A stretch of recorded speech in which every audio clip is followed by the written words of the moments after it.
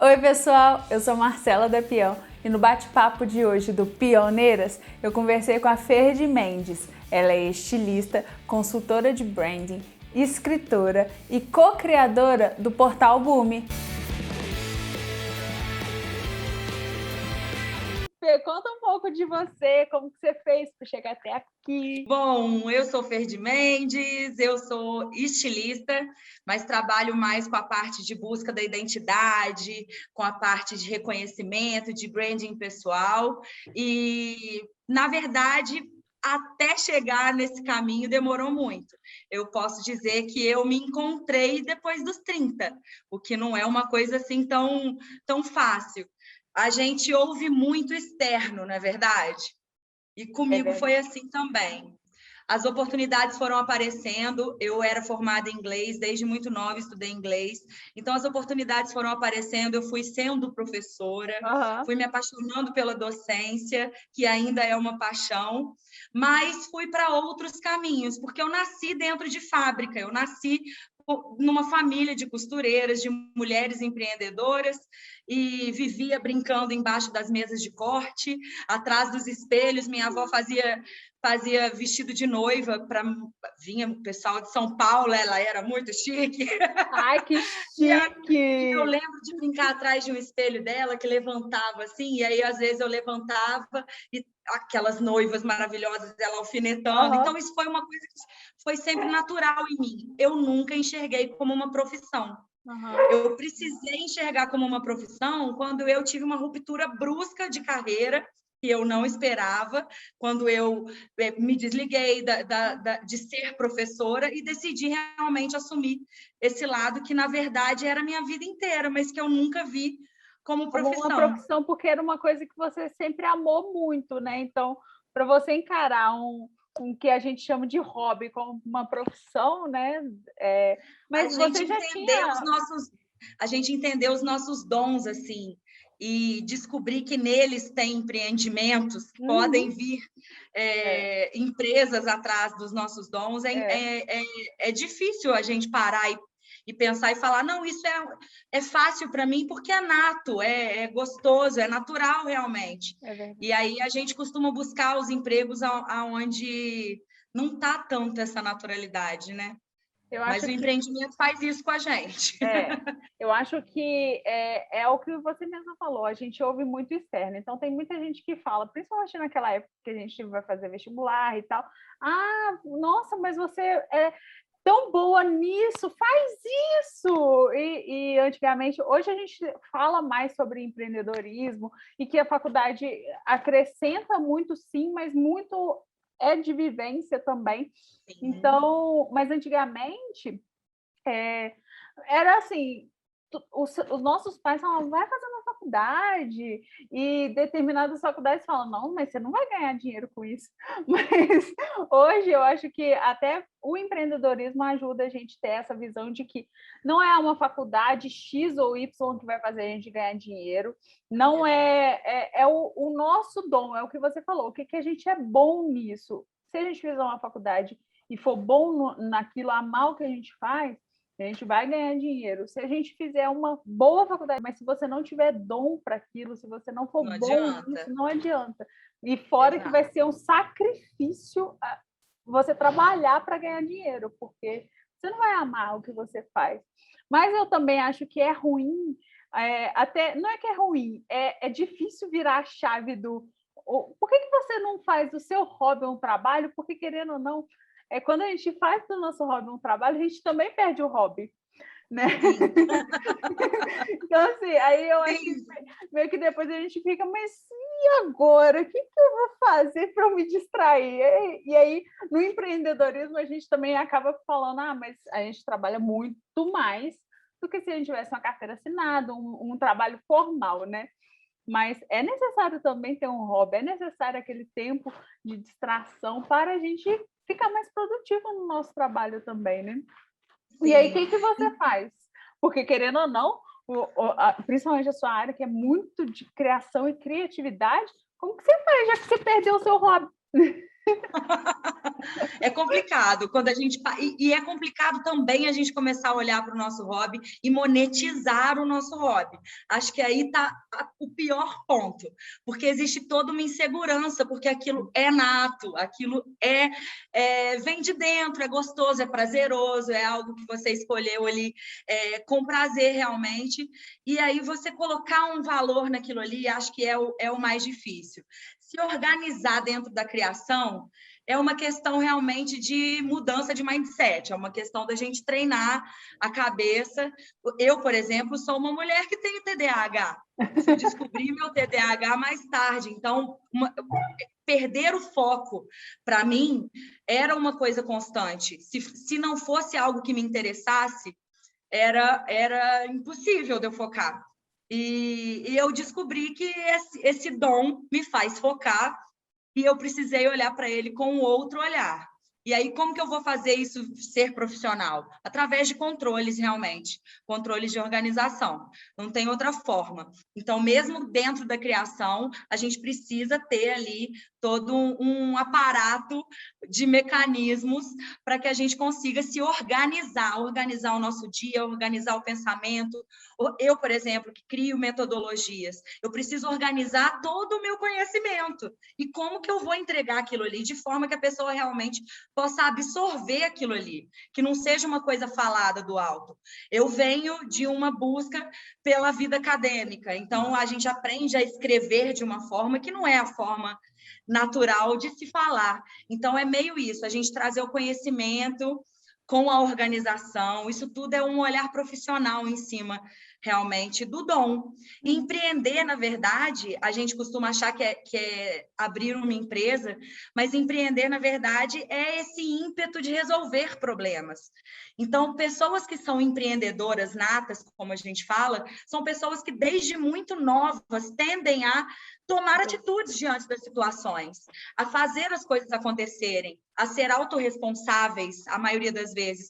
Por mais que a gente se perca em alguns momentos, a gente tem esse foco em todos os âmbitos da vida. E aí você leva aquilo para o seu lado profissional. E é o que eu disse, através de mecanismos de organização, a gente consegue fazer isso funcionar e realmente acontecer. É difícil? É difícil. Porque a verdade é que existe uma ansiedade muito grande no começo do empreender. A gente fica esperando que as coisas aconteçam, as pessoas nos cobram, porque o resultado demora um pouquinho, não é verdade? Eu li uma frase uma vez, acho que do Steve Jobs, eu não vou lembrar as palavras exatas, depois eu até te mando. Mas ele fala basicamente que as empresas que fazem sucesso repentinamente, todas as empresas que fazem sucesso repentinamente, elas tiveram um longo prazo de tempo gasto para que aquilo acontecesse repentinamente. E é fato, empreender é isso. A gente vai vendo as coisas acontecendo aos pouquinhos, encaixando tudo, a nossa rotina também, porque existe toda uma situação por trás do empreender. E aí, de repente, quando aquilo aparece, as pessoas falam, nossa, mas do nada. Não foi do nada, a maioria das vezes foram longos anos maturando de paciência, de muito trabalho. Planejando, organizando. Trabalhado. Sim. Exato. Não, mas a gente precisa realmente organizar até pela nossa saúde mental, né, Marcela? Porque quando a gente empreende, a gente tende a querer entregar muito com o coração. E aí a gente pega o nosso sábado, nosso domingo, nossa noite. E quando a gente vê, a gente tomou o tempo inteiro e não tem um momentinho de prazer. Então, essa organização é até para que a gente consiga encaixar. E isso é um problema que eu luto, viu? Porque eu sou 440, não é? Nossa, como é que para, gente? Alguém não para. inventa um botãozinho. Não para. Mas eu acho que também quando a gente trabalha com o que a gente ama, o tempo todo a gente está trabalhando mesmo quando a gente não está. Mas aí, me fala, você tem a sua marca, a Fer de Mendes, que é você, e tem a Bumbi também. Exatamente. A Fer de Mendes já vem de um longo trabalho. Depois que eu migrei para o mundo da moda, eu comecei a trabalhar com otimização de processos produtivos, trabalhando em fábricas, em diversas fábricas, a maioria delas de varejo de moda. Depois migrei para essa parte, me formei, né? Migrei para essa parte de estilismo realmente, de desenvolver coleções para outras pessoas. E aí essas coleções são desenvolvidas pela Ferdi, marca Ferdi. Uhum. Essa sou eu, minha marca, Uhum. eu. E eu trouxe todo esse conhecimento para uma vontade muito grande que eu tinha de fortalecer mulheres realmente e me unir à minha sócia, que é a Lísia. A Lísia também já vinha de uma carreira longa e também, graças a Deus, muito vitoriosa. Ela é publicitária, também designer.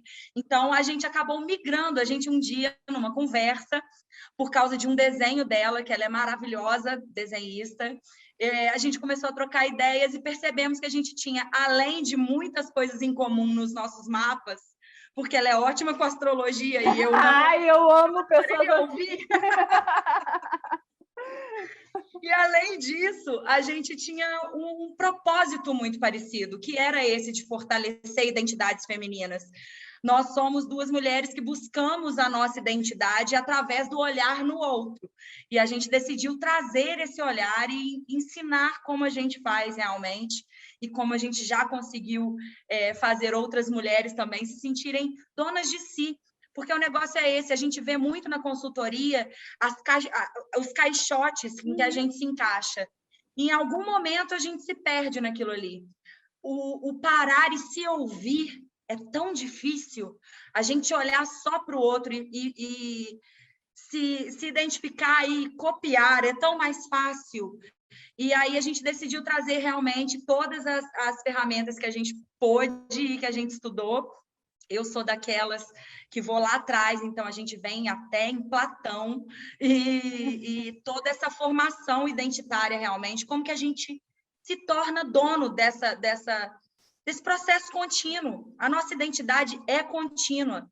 Se a gente fizer hoje uma consultoria de moda e amanhã a gente tiver mudanças repentinas na nossa identidade, que acontecem, porque a vida não é só regradinha, as coisas acontecem de repente e a gente precisa lidar, precisa empreender em cima dessas situações. Então, vai vencer a minha consultoria, porque eu não sou mais aquela pessoa. E vamos além. Eu sou uma mulher que tenho características claras. Eu sou uma mulher e a minha cartela de cores é a primavera clara. E quando eu descobri isso, eu percebi que aquela cartela, por mais que realmente eu reconheça que existe toda uma luz quando eu use, ela não representava a minha identidade. Mas então a moda não era para mim? Eu não me encaixo, então ela não é para mim? Se eu não me sou encaixo naquele padrão esperado, né? Sou uma mulher de 1,76 m, sou uma mulher que modelei para marcas de plus size e quando eu estava magérrima, porque sou muito grande. Uhum. Então, quando uma mulher vira para mim e fala para você usar uma roupa mais soltinha, porque vai ficar mais estiloso, compra 2 números acima do seu. O meu número normal é o GG. Como eu compro 2 números acima do meu com tanta facilidade assim? Sim. Não a gente trouxe a Boom para abraçar essa moda que é mais identitária do que o que a gente vê no outro, que é mais a nossa busca, é o que eu gosto, como eu me sinto bonita, como eu me sinto iluminada, como eu faço com que a minha autoestima se eleve através da forma que eu quero passar, da comunicação que eu quero passar sobre mim, e não sobre os caixotes que a moda quer me encaixar, né? E entender que isso é um ciclo também, né? Que não eu me identifico hoje assim, eu gosto disso hoje, que amanhã eu não posso mudar.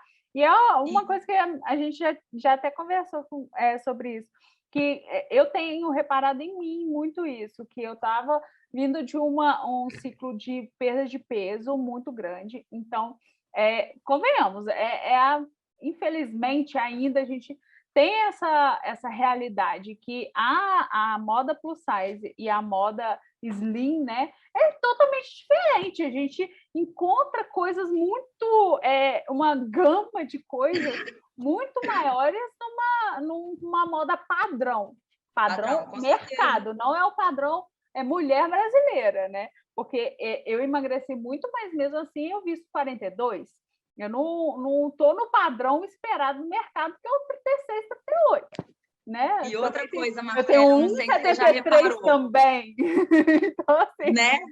não é qualquer calça que Não dá é para mim. fácil, Não é fica fácil. curta, Fica sim. curto. Se não fica curto, às vezes fica apertado no quadril. E aí, depois do emagrecimento, eu tive... foi uma coisa muito difícil para mim, a gravidez, por causa da identidade. Eu não me identificava com nada que eu vestia. E considerando que a minha barriga mesmo só ficou grande lá para o 7º mês. Eu consegui usar as minhas camisas, principalmente, quase a gravidez inteira. Toda. Mas, assim, eu sou uma pessoa que eu amo jeans. Se me perguntar, mas qual o tecido que mais te identifica? Jeans. Eu, assim, obviamente que eu não ia sair igual Britney e Justin. Adaptaremos essa moda. Nossa, eu acho que isso dá meio uma entregada na idade também, né? Mas eu amo jeans. E na gravidez não era confortável o jeans. Era muito difícil para mim e acabou que eu não usei. Então, 9 meses. É um tecido mais duro, né? É mais difícil. E aí, depois da gravidez, eu perdi o meu peso da gravidez, que eu consegui, continuo com a minha barriga, porque ela, infelizmente, não sai junto com o bebê. É sua. Ela é minha e tudo mais. Mas também teve outra quebra de realidade que hoje eu não me identifico. As roupas que eu usei na gravidez, teve um macaquinho que eu usei na gravidez muito. E eu teve um dia que eu olhei para ele, eu olhava, gente, mas que coisa esquisita, que não sou eu, e Quem não sou eu tá aqui? faltando alguma coisa. E roupas de antes da gravidez que eu amava, e a mesma coisa, que isso? Não tá dando certo, meu Deus! E aí eu comecei a ser mais seletiva também, com relação a entender como que era o meu eu atual, o que eu quero, e não é pelo fato, eu vou ter que sair correndo daqui a um tempo atrás de uma criança, não é essa a questão. Sou eu mesma, sabe? De olhar e falar assim... O nosso olhar na Bumi foi muito isso, Marcela. Na verdade, essa é uma das personas que a gente tem no nosso coração, porque mulheres, depois que a gente se descobre mãe, eu costumo dizer que o parto, a gente fala de parto, de partir, né? Da criança partir de você para o mundo. Mas eu costumo dizer que a gente esquece de olhar de uma outra partida que acontece aí, que é a partida da mulher que você foi antes do seu filho. Sim. Eu acho que esse parto é muito mais dessa mulher que você foi antes e depois, até, do que do nascimento do filho. E é aí que a gente começa a entender essas rupturas de identidade, momentos em que a gente realmente se perde. E a gente se perde nas nossas roupas também. E a gente precisa se encontrar nelas também, porque senão fica ali perdido. E aí tem esse momento da maternidade, tem um momento ali do final da adolescência, que é muito comum, que a gente tem esse período aí de tentar se entender. Tem os momentos em que a mulher sofre relacionamentos abusivos, e que ela se perde aos poucos até o momento em que ela percebe que ela não é mais ela. Tem momentos em que a pessoa tem uma profissão muito duradoura por muitos anos e de repente ela perde essa profissão e aí ela não é mais ela.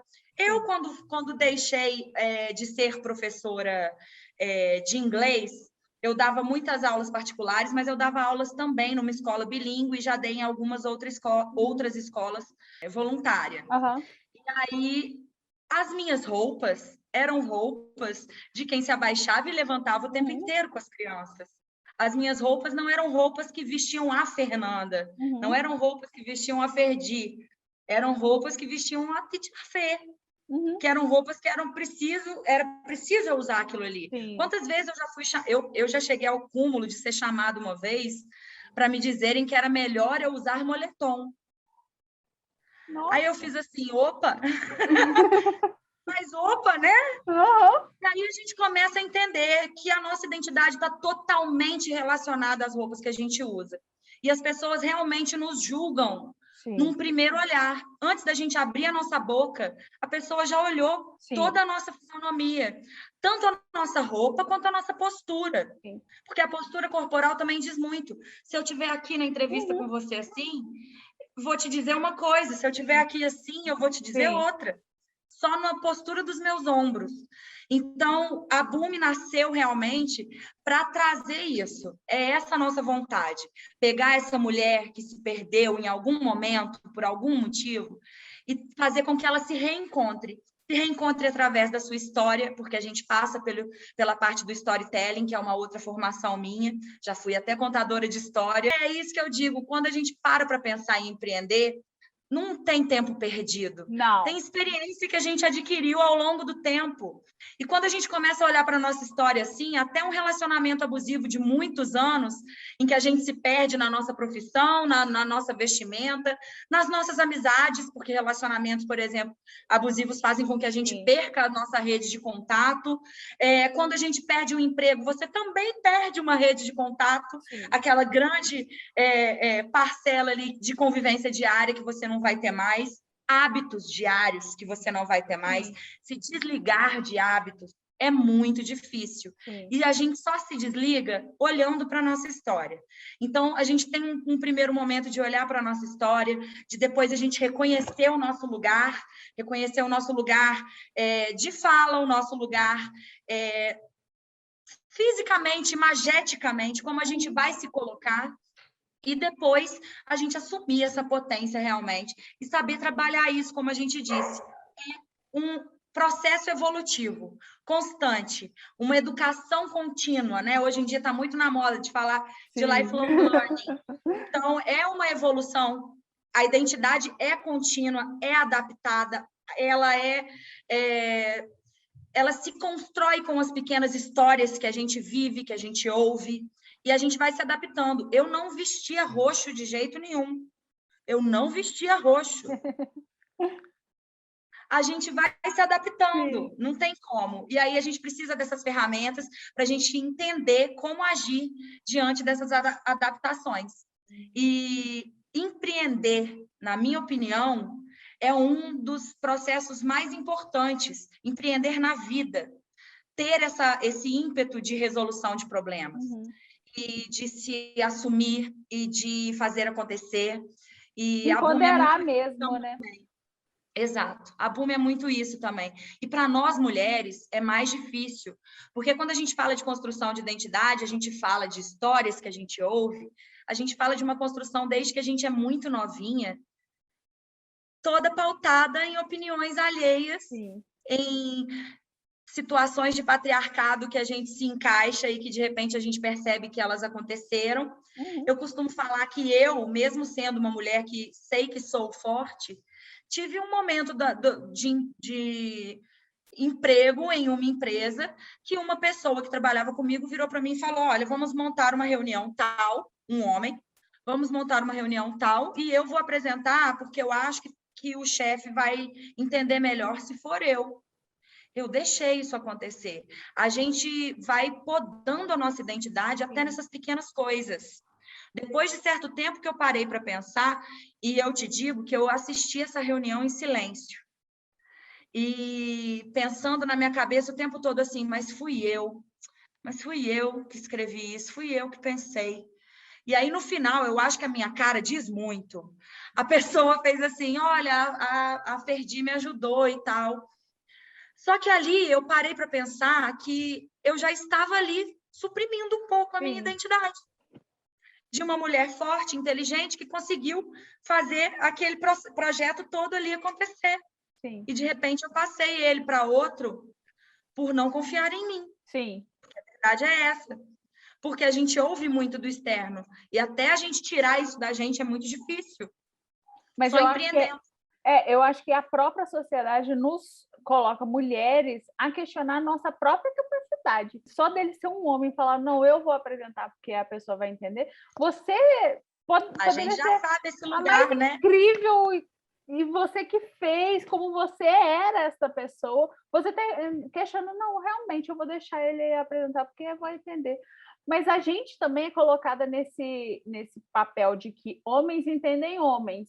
Cara, você é a dona do projeto, não tem Ele não essa. deixaria, se fosse um homem, não deixaria, diria, Com não, o certeza, projeto é meu, e com pronto. certeza, Não existiria argumento em cima daquilo ali. com Talvez certeza. ele nem propusesse o que ele propôs a Com mim. certeza. Mas aí que tá o que a gente pensa também. Se você tivesse falando, não, o projeto é meu, nossa, para ele, Nossa, ela é provavelmente arrogante, ela é grosseira, o mínimo que ela ia é falar é grosseira, arrogante, grosseira, é louca, ninguém consegue trabalhar com ela, porque é descontrolada, tá? as mesmas coisas que falam sobre todas Descontrolada as ela. Não consegue trabalhar em time, muito é, individualista. muito. É tudo a mesma coisa, é a mesma fala sempre. E aí É me por fala, isso que empreendedorismo feminino é tão importante, muito, é tão muito, impactante e precisa sim ser reconhecido. muito. E esse empreendedorismo, como eu disse, não apenas da mulher que sempre montou o seu negocinho no cantinho. Eu, por exemplo, como disse, sou de uma família que dos dois lados são costureiras. Uhum. Uma já veio da moda luxo, que Sim. ela Os apresentava os vestidos, grandes né? bailes da cidade dela, ela fazia os vestidos de noiva maravilhosos. Ela viveu uma moda totalmente diferente da minha outra avó, que Uhum. também viveu a moda, mas que teve que aprender a costurar escondida da mãe, porque a mãe não queria, que aos 9 anos já trabalhava e comprava o dinheiro, vendia alguma coisinha para comprar o tecido e costurar escondida da mãe para ir para a igreja, porque era isso que ela queria fazer, estar bonita para ir à missa. Uhum. E, então, são mulheres completamente diferentes e que viveram a moda, e que viveram a moda a vida inteira. Sim. Uma que fazia vestido para cidades e cidades, a outra que dava aula sobre costura, sobre corte e costura, e não sabia escrever, porque teve até a 4ª série. Então, eu tenho hoje em dia os moldes dela e tem escrito tipo Braze, que é Braze, assim, que é o blazer. E ela fazia acontecer. Que coisa maravilhosa. A moda. Então, Sim. é muito importante a gente começar a entender como que a moda é influente na nossa vida. Ela influencia na nossa autoestima, ela influencia na forma que o outro nos vê. A gente precisa entender que a moda é comunicação não verbal. A gente precisa entender que a moda é a externalização da nossa identidade de forma imagética, de forma que nos veem. E se a gente não fizer isso, fica triste. A verdade é essa. É. Quando a gente é obrigado a vestir uma roupa que a gente não gosta, a gente fica triste. Um dos meus primeiros projetos, eu fiz uma pesquisa em que eu perguntava isso. Nos dias em que você está feliz, você se veste mais feliz? Nos dias que você está triste, você se veste com qualquer roupa que você acha? Uhum. Nos dias que acontece alguma coisa especial, você quer se vestir melhor? E sim, uma grandíssima parcela de sim que eu recebi para essas respostas. Tem muita alteração no que a gente está sentindo no dia, a gente externaliza, é a gente, é como a gente se mostra. E a gente precisa entender também que esses padrões vão de cada um, a gente costuma muito basear no outro. A gente precisa se reconhecer, precisa entender, testar, observar ao redor, achar aquilo interessante, vou testar em mim, por que não? Pode ser que eu goste, pode ser que não, nunca mais eu faça, ou repita. Às vezes a gente fica muito preso também, né? No que a gente está acostumado. É verdade. Você falou, eu lembrei de uma frase que a Thaís Farage fala, que não é medicina, você não está operando ninguém, você não vai matar ninguém se você usar uma roupa e amanhã não gostar dela. De usar uma cor e amanhã tudo bem, você descobriu que não é isso que você quer. Não é, você não vai matar ninguém com isso, experimenta, se joga mesmo, sabe? Até para você entender melhor o que você gosta, o que você não gosta. Não é a cartela de cores. De que adianta você ser não pode ser um limitador. Se você ama um color blocking, não sei. Entendeu? Por exemplo, uma vez me falaram assim, para a gente conseguir ter uma marca pessoal, branding pessoal forte, a gente precisa de um signature look, que você tem que ter alguma coisa no seu look que seja a sua marca, que remeta, que as pessoas olhem e remetam. É interessante? É muito interessante. Quantas mil vezes a gente já viu silhuetas pintadas por aí, que a gente fala, olha aquela pessoa, só pela silhueta. É muito legal. Mas e se a sua identidade for ser mutável? Sim. Assuma. Por que eu vou me colocar numa caixa, né? Não, mas eu gosto de mudar as cores dos meus cabelos, os estilos. Faça, é a sua identidade, é múltipla, assuma ela também, Sim. né? Esse mercado ainda... Porque eu acho, olhando de fora, que é muito machista. É muito machista? Com certeza, com certeza. E sabe qual que é a pior parte? Vou te contar uma coisa. Uma das minhas vertentes aí, das minhas multiplicidades, é essa parte de gostar muito de pesquisa, como eu disse, dessa correria acadêmica. E um dos projetos que eu fiz até com a Jana Salles e com a Paula Castro, nós fizemos um estudo sobre a vestimenta das mulheres e o impacto que isso gerou no feminismo no século XX. E é muito interessante porque ali eu comecei a entender que até a moda feminina foi sempre ditada por homens. Quando a gente fala dos espartilhos, quando a gente fala de toda aquela estrutura da roupa feminina naquela época antiga, a gente fala o que é bonito para o homem, né? Além de ser bonito para o homem, era mais uma forma... Primeiro, que vamos começar de baixo. Primeiro, que naquela época a mulher engravidava uma hora atrás da outra. A gente está falando de uma época em que não tinha como ela se prevenir de forma alguma. Então, as mulheres tinham processos de parir e adaptar o seu corpo novamente. Esse processo não é um processo fácil. Então, ali elas começaram a ser julgadas como sexo frágil. Como que eu vou fazer com que elas sejam mais sexo frágil ainda? Limitação da roupa. As mulheres morreram queimadas por causa daquelas saias gigantescas, elas passaram perto. Tem relatos em jornal de mulheres que morreram queimadas, os espartilhos entrando nelas. Isso tudo era uma forma de limitar. Limitar a traição, porque a roupa era comprada pelo homem, ele via a mulher dele lá de longe. Limitar, porque também, né, até tirar o espartilho haja paciência, né? Sempre uma insegurança masculina em cima da força feminina. E a gente foi criado em cima disso. A roupa feminina também começou com estilistas homens. Sim. Então, eles também ditavam a moda deles para a grande sociedade naquela época. E hoje em dia que a gente começa a fugir desses padrões e realmente encontrar a gente. Ali, o meu espacinho dentro de todos esses padrões. E é complicado, porque além, como eu disse, da gente encontrar essas regrinhas de patriarcado dentro do nosso emprego, a gente entende que elas estão até nas nossas roupas, até nas atitudes. Quando a gente fala de Cleópatra, por exemplo, Cleópatra foi uma das maiores rainhas do Egito por cerca de 20 anos, uma mulher que fez mais do que muito homem fez, mas ela só é lembrada porque ela era bonita, porque ela transava com todo mundo e porque ela pegou todos os grandes homens daquela época. Sim. Ninguém fala que ela foi uma mulher incrível, que ela fez maravilhas pelo Egito. E é a verdade. É porque é mais fácil a gente olhar para a mulher dessa forma. E está na roupa também. Não tem como. Eu perguntei porque, querendo ou não, você tem uma história de empreendedorismo feminino na moda também. Se é difícil hoje em dia, imagina para suas avós, que também viveram neste mercado, né? Então, Marcela, é uma quebra de padrões muito grande. Essa avó que eu falo, que fazia os vestidos, que viveu a moda lúdica, né? Aquela moda dos sonhos, né?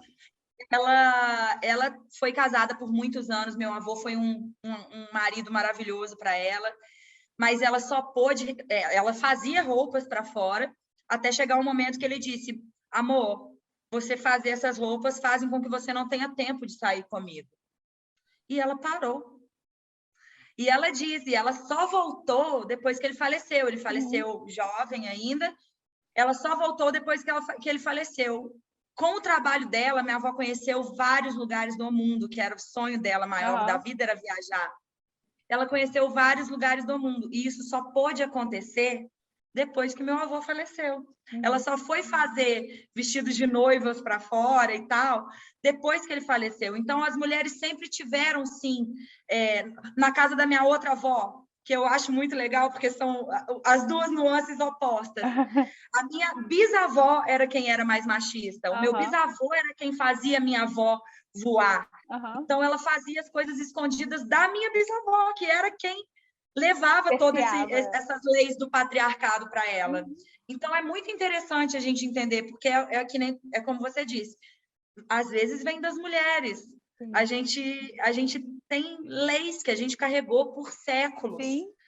E que a gente até parar para olhar, é como eu disse, eu, uma mulher forte, já sou outra mulher desde aquele dia, mas precisei viver isso para chegar em casa e fazer, opa, caramba, foi isso que eu acabei de viver. Sim. Inacreditável, gente. Em 2016, 17, eu achei aquilo inacreditável.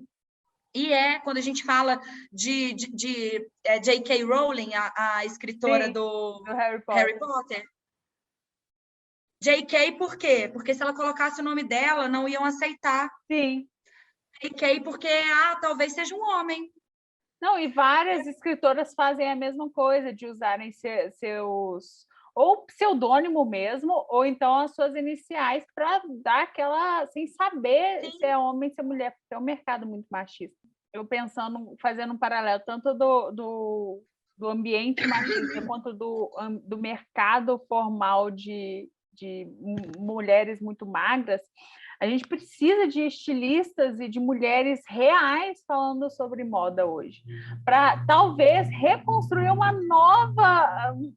novo mercado da moda, de falar não, de não ser tão arraigado o machismo, porque os grandes estilistas ainda são homens, sim, que carregam os nomes de homens, mas do mercado também começar a questionar não só de fazer roupa, hoje a gente vê fast fashions fazendo roupas plus size, mas de fazer com a consciência de ser plus size, não porque aumentou só o tamanho, não, com o olhar de ser plus size ou com o olhar de ser um corpo normal, um corpo da realidade, não o corpo do ideal, o corpo de uma modelo realmente de passarela, não é essa a realidade. Então, eu acho que precisamos mais de mulheres reais no mercado de moda. Sim, sim. Eu agradeço que esse processo esteja acontecendo, porque está acontecendo. Ainda está muito no inicinho, mas a gente já começa com uma moda mais responsável, mais sustentável, uma moda que realmente olha para onde está sendo feito. A gente está falando com a geração que é totalmente diferente da anterior. A gente está falando com uma geração que olha para a origem do que ela consome. Sim. Então, não tem como mais a gente enriquecer pessoas que estão pagando 20 centavos para outras fecharem uma calça jeans. A gente já faz, não, cara, eu vou pagar ali o que paga um pouco mais, porque isso daí, não quero participar disso. Sim. A gente já está tendo essa consciência, isso é muito, muito grande. Sim. Só que gordofobia, das fobiazinhas, acho que seja, talvez, a mais velada. Uma vez eu vi, acho que foi a Thay de Mello Bufrem, falando do filho dela, que tinha assistido um filme e começou a chorar e falou: mãe, por que os gordinhos sempre morrem? A gente nunca para pensar nisso. Essa nova geração já tem esse olhar. Sim. Já consegue perceber essa diferença. Sim. Isso é bom demais, muito. Isso é lindo. Que a moda muito. Realmente acompanhe. Ainda não acompanha. Eu estava vendo um dia também um site de uma marca de cosméticos que colocou algumas informações para que você descobrisse qual a tonalidade ideal para a sua pele, dos produtos, né? Eu vi algumas influenciadoras questionando muito, falando que isso estava diminuindo, né, o trabalho de quem se formou. Eu já acho que é a moda chegando para quem não tem acesso a ela. Por mais que ela chegue em pedacinhos, ela está chegando. Sim. Isso já é um grande passo. Hoje em dia, por exemplo, essa parte da pandemia, que a gente teve que adaptar tudo. Eu, por exemplo, tinha todo o meu trabalho da Bumi offline. Estou migrando tudo naquele período de paciência. migrando tudo e ainda adaptando com o que dá aí, né, de atendimento para que a gente ainda tinha a concluir. E esse processo é complicado. Eu parei um dia, entrei num site de roupas que teve que se adaptar como a maioria de todos eles e colocou algumas coisinhas para você responder para entender qual é o padrão do teu corpo para que ele te dissesse qual o melhor tamanho para você consumir. Marcela, que desespero que me deu. Eu tirei até um screenshot, mas não postei porque eu sou dessas, mas mudarei. Mas você acredita que vieram com uma resposta que não tinha tamanho para o meu corpo? Provavelmente porque eu sou muito alta, tenho muito seio, tenho muito quadril e a minha cintura não encaixa para tanto. E as minhas pernas talvez não encaixem para tanto também.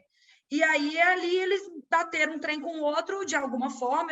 Isso é uma coisa que eu imagino. Isso eu, que tenho domínio e consciência total da análise corporal, da minha análise corporal.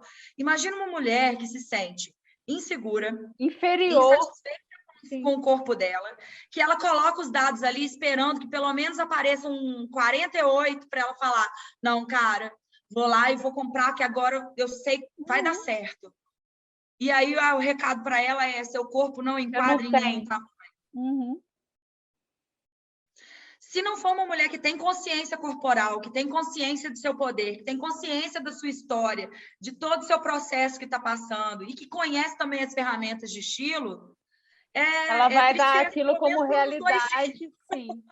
Não, ela vai se sentir a pior pessoa do mundo. Né? Vai sentir que a moda não é para ela, é o que eu digo, a moda é para todo mundo, tem que ser para todo mundo. Sim.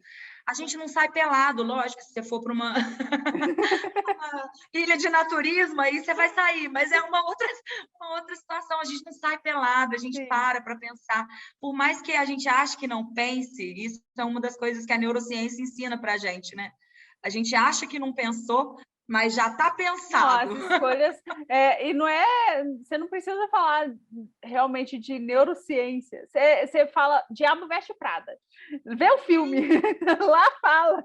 Ah, você acha que é só essa cor? Não, não é essa cor. Essa cor foi lá e aí pega toda a história. Eu acho que também é uma forma mais inteligente de consumo, que as pessoas hoje já querem saber mais da história. Hoje a gente já fala mais da história do jeans, a gente já fala de peças, a jardineira era por causa disso. A gente vê mais a história das peças, das roupas, das coisas que a gente usa, sendo mais difundido. Agora me fala, quais os projetos, tanto para Fer de Mendes quanto para a Boom para esse 2021? O que você pode me contar? Bom, a Ferdita total na Boom agora. A pandemia realmente me fez vestir a Boom. A Boom precisa ir para a internet, como a maioria dos projetos. Foi uma das coisas que nós identificamos ali, que a gente precisava realmente. A partir do momento que a gente não está saindo de casa, né, Marcelo? Sim. Como que a gente vai prospectar novos trabalhos? Antes era muito mais fácil. Agora a gente precisa estar aqui, enquadradinho nesse negocinho aqui, porque senão as pessoas não ficam nem sabendo do nosso trabalho. Sim. E aí, quando a gente decidiu migrar a Boom para a internet, que veio essa vontade realmente de assumir, de iluminar identidades femininas, de trazer toda essa força, e aí a Boom nasceu realmente Boom. Deixou de ser a marca da Fer de Mendes junto com a marca da Lígia Azevedo. A gente virou a Boom. E o nosso foco total é esse. A gente tem livro para lançar, que já está chegando. A gente tem uma oficina de propósito, porque eu acho que se a gente não tem um propósito para levantar da nossa cama, meu amor, a gente fica na cama desistida. Sim. Então, a gente vai fazer uma oficina de propósito, porque a mulher que perde sua identidade, a primeira coisa que ela tem que fazer é olhar para a história dela e descobrir um novo propósito. Sim. E, às vezes, esse novo propósito esteve ali o tempo inteiro e ela apenas não soube olhar. Então, por isso que a gente escolheu fazer uma oficina. E depois da oficina, a gente vai realmente trazer o método Elan. O método Elan já é um método que a gente aplica ao longo da nossa estrada, mas ele foi totalmente adaptado. Tem várias outras coisas que nós colocamos, com todo esse foco novo. E ele é o filhotinho, ele tá aqui guardadinho, mas doidas, nós estamos doidas para apresentar logo, mas em breve ele aparece aí. Ai, mal posso esperar para ver. Mas, de Né? qualquer forma, as empresas e as pessoas físicas como eu podem contratar vocês.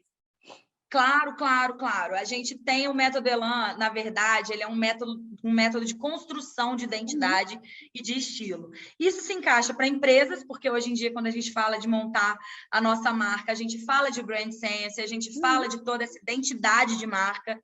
Não é mais só uma partezinha aqui, a gente precisa dessa identidade.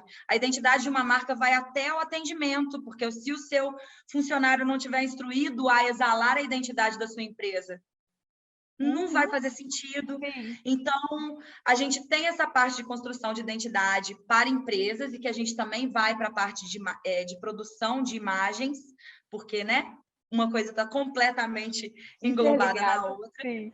E a gente tem também para pessoa física. E aí que a gente fala de iluminar identidades, realmente, porque aí a gente toca no coração, né? E é tanto no meu coração que, com certeza, meu propósito de vida é esse, é construir mulheres fortes.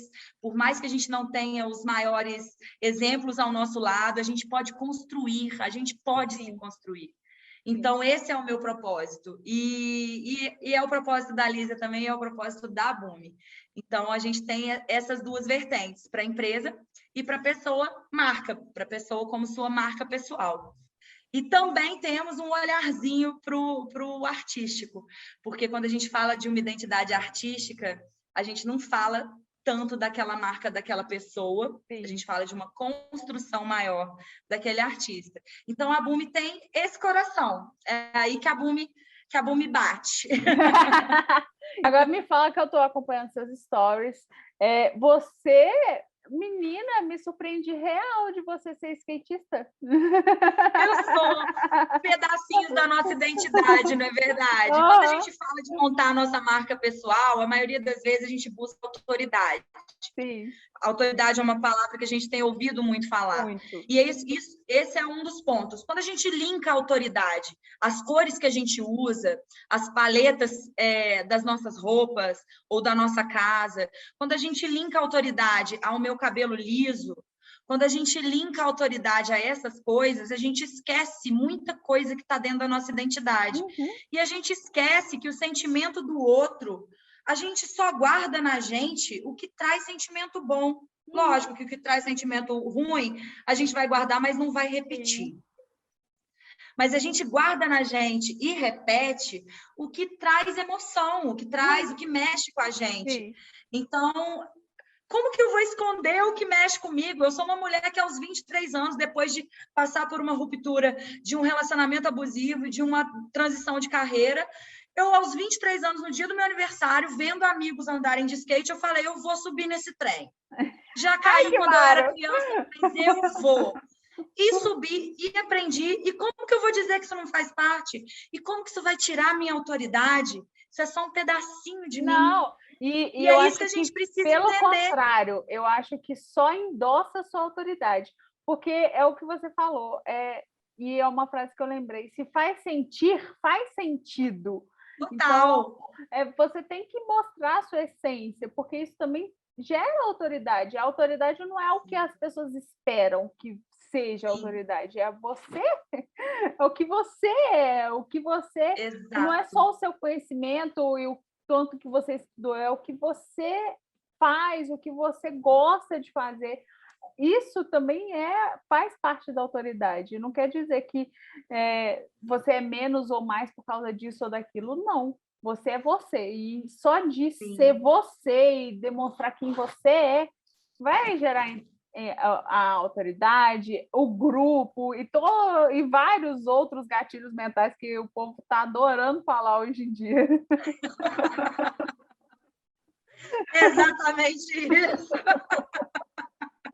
Não é verdade? Eu acho que esses pequenos diferenciais, né, no final, eles que formam a nossa identidade. Sim. Eles que vão trazer o que é real.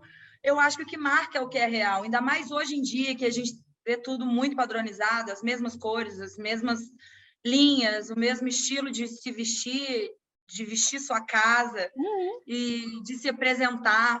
E é o que eu disse, às vezes é sempre baseado na autoridade. Porque se você tiver esse tipo de posicionamento, as pessoas vão te entender de uma forma mais...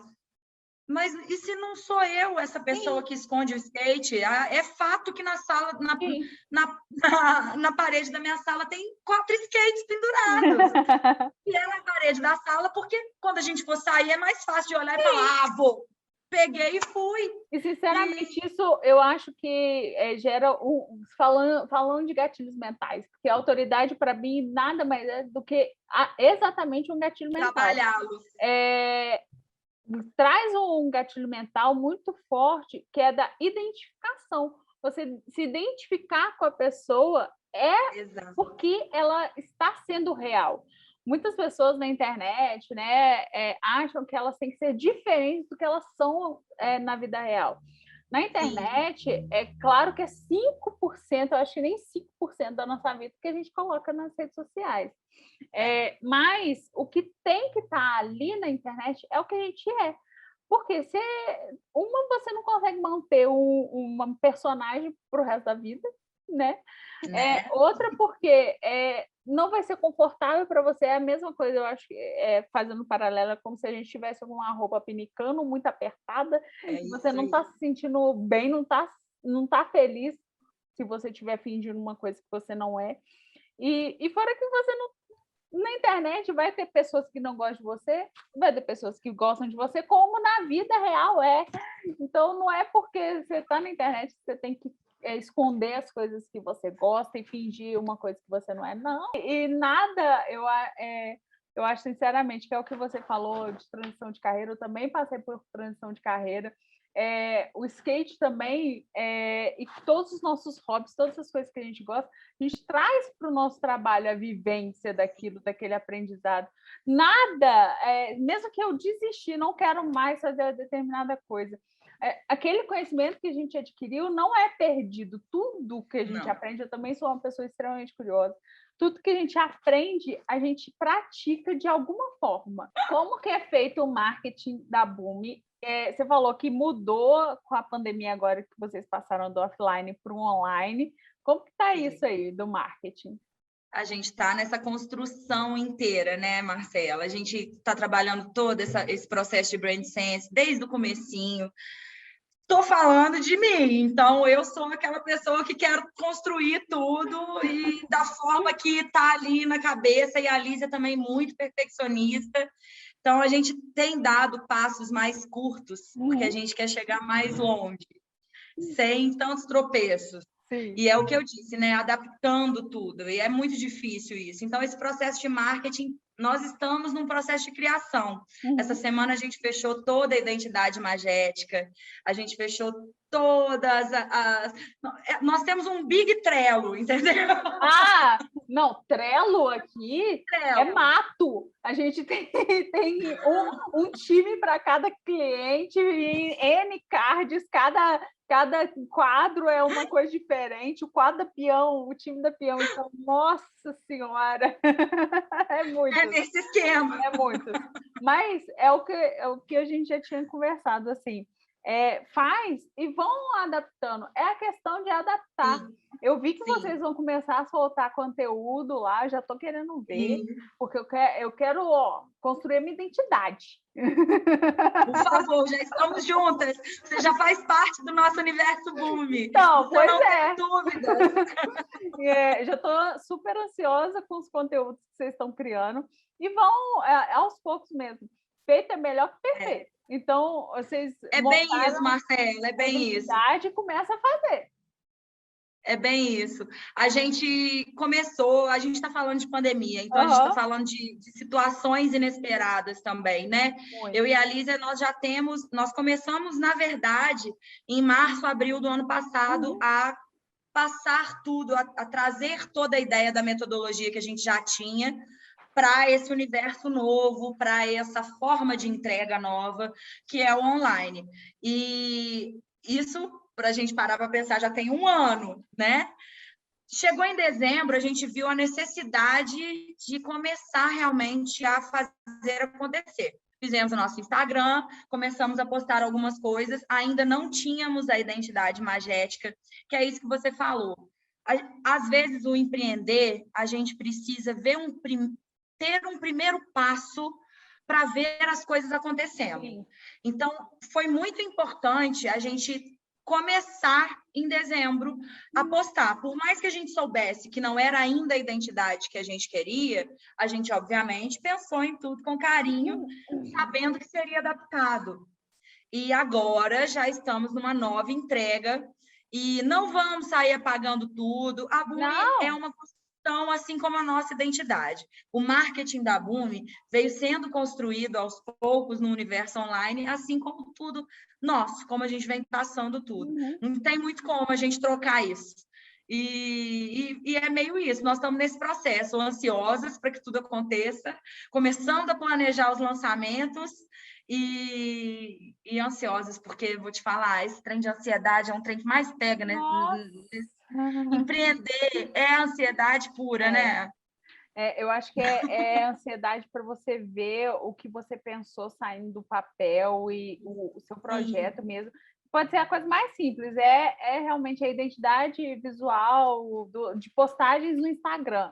Mas é uma coisa que você quis, é uma coisa que você pensou, você planejou. Até... E é importante pensar, né, Marcela? É importante. É uma coisa que é muito importante. Verdadeiramente, não é importante, imprescindível, você ter uma identidade engessada, nem nada do tipo. Mas eu, Marcela, falando pessoal, e é uma coisa que eu falo para os clientes, o meu cérebro gosta do que é bonito, assim como várias pessoas. Então, eu gosto de entrar assim no perfil e ver uma identidade da empresa ali, as cores serem condizentes e tudo mais. Então, eu gosto de ver uma organização, sabe? Por mais que não seja as mesmas cores, as mesmas fontes sempre. Não é isso. Mas eu acho que tem que ter um pouquinho da identidade, do propósito da marca ali o tempo todo, sabe? De você colocar para a pessoa e a pessoa identificar. Até porque na internet, infelizmente, a gente tem um trem que copia material nosso e, de repente, você vê as pessoas jogando material nosso para tudo quanto é lado, né? E não é terra de ninguém. Não, as pessoas acham que é terra de ninguém, né? Isso que as pessoas acham. Então, eu gosto de fazer isso também para, por mais, se roubarem as minhas imagens, se roubarem o meu conteúdo, vai roubar, mas vai ter a minha identidade lá de alguma forma. Quem me seguir vai ver que aquilo ali não é da pessoa, que é meu. É isso então, aí. Eu acho que ela não precisa realmente ser engessada, mas ela precisa sim ter um norte, ela precisa ter uma organização, um link. Sim, eu acho. Link base ali, alguma coisa que remeta àquela unidade. Porque isso é questão de olhar realmente, né? Você precisa entender aquela unidade ali e para que você saiba diferenciá-la de outra também. Então, até para que a pessoa tenha noção do que você desperta nela, ela precisa dessa unidade na mente dela, para julgar realmente, né? Ainda mais nessas horas de escolha. Hoje em dia, ainda mais, a gente está falando, como a gente disse, de geração C e tal, uma geração que é totalmente diferente, que olha para a concorrência com um olhar completamente diferente, com um olhar mais de parceria do que de concorrência. Então, a partir do momento que a gente tem esses links de juntar um com o outro, se a gente não tiver a nossa identidade, fica perdido. Até nessas collabs, né? Fica perdido. A gente precisa, sim, de uma identidade. Não que ela seja engessada, mas que ela tenha a nossa carinha. Sim, e não que ela não possa mudar. Eu acho que é a mesma coisa do nosso estilo pessoal, sabe? Exato. É uma construção diária. Então, não apague os posts que vocês já fizeram. Faz parte do que vocês já foram. É a sua história. Vocês estão construindo outra coisa. Nada impede que daqui a 6 meses, ou então amanhã, vocês falam, não, é nada disso, vamos fazer tudo de novo. Tá tudo bem, mas aquele capítulo existiu, não é apaga aquele capítulo e vão fazer um novo. Não, aquele capítulo também é importante para a construção da marca. Então, não E essa apaga, não. essa é uma mania que a gente tem, né? De querer apagar o que foi Sim, difícil, o que não é mais tão real hoje em dia, o que já faz parte do sim, passado.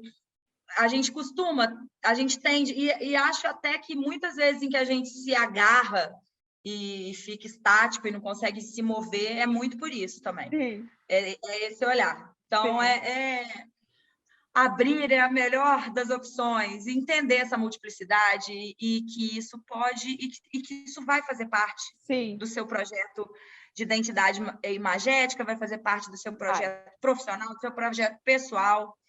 Isso está na gente. É tá. assim que a gente absorve as coisas. Inclusive, me fala, você falou que você teve a troca, né? A chavinha que virou. Você era professor de inglês e depois você virou empreendedora. Quem era você, a Fernanda, professora, a Teacher Fê, e quem é você, Ferdi, hoje? E aí isso é legal, porque eu sou uma pessoa que, como eu disse, eu consigo olhar para a minha história e acho importante nós, como mulheres, conseguirmos olhar para trás na nossa história e entender que ainda somos, mas somos mais, Uhum, fomos além. E a Teacher Fê ainda sou eu ainda sou a professora, eu ainda sou a pessoa apaixonada por didática, apaixonada por ensinar, apaixonada por dividir os meus conhecimentos. Eu mudei o foco. Eu saí do ensinar inglês para ensinar identidade e estilo. E a minha chavinha foi. Tem casos e casos, né? Eu tive 2 chavinhas, como eu disse, de perda da minha identidade. Só fui realmente me construir quem sou agora. Porque, não agora, já há algum tempo, mas eu uhum, digo assim, há pouco tempo, se a gente for parar de recentemente. falar de uma mulher que vai fazer 35 anos, Uhum, entendeu? Então, é complicado essa chavinha de virar, ainda mais quando a gente já é um pouco mais velha, porque aí tem todo um julgamento externo de que, poxa, mas você vai jogar largar fora tudo tudo. que você viveu até agora. Mas você é ótima no que você faz, eu não acredito. Eu falo que meu coração é cheio de amor. Quantos alunos e pais de alunos, graças a Deus, que encontrei nos supermercados da vida, que falaram, pelo amor de Deus, por que você fez isso? E aquilo me deu um prazer, assim, de que era uma missão cumprida. Uhum, Mas só que não era aquilo mais para mim. uhum, Aquela chavinha ali já tinha virado. E eu não deixei de ser eu não deixei sim, de ser aquela. Eu consigo olhar para lá e ver uma pessoa completamente diferente, mas ainda sou eu. Ainda sou a soma dessas Fernandas todas nesses anos todos. E a minha chavinha foi num relacionamento abusivo, em que me joguei no trabalho e descobri que o trabalho me preenche, e depois no emprego, em que eu achava que eu ia para sempre ter o emprego que eu tinha, e de repente a chavinha virou de uma forma totalmente inesperada no dia que eu fechei o contrato da minha casa. Então, ali foi literalmente assim: eu assinei o contrato de casa, fui trabalhar, fui demitida. uhum. Cheguei em casa, na outra casa, na casa dos meus pais, sentei e fiz assim: e agora? Ou eu desisto e devolvo tudo, Sim, e lamento aqui que eu não sou mais professora e que nesse momento eu não tenho emprego, ou eu vou fazer acontecer. A minha opção naquele momento foi fazer acontecer. Eu montei a minha loja, eu comecei a me envolver totalmente com a moda. Quando eu fui fazer um curso em que as pessoas começaram a dizer, nossa, mas você entende tanto disso, por que você não faz? Aí eu fui fazer uhum, faculdade. Depois dos 30, a gente está sempre apto à mudança. sim, A gente está sempre apto a fazer acontecer.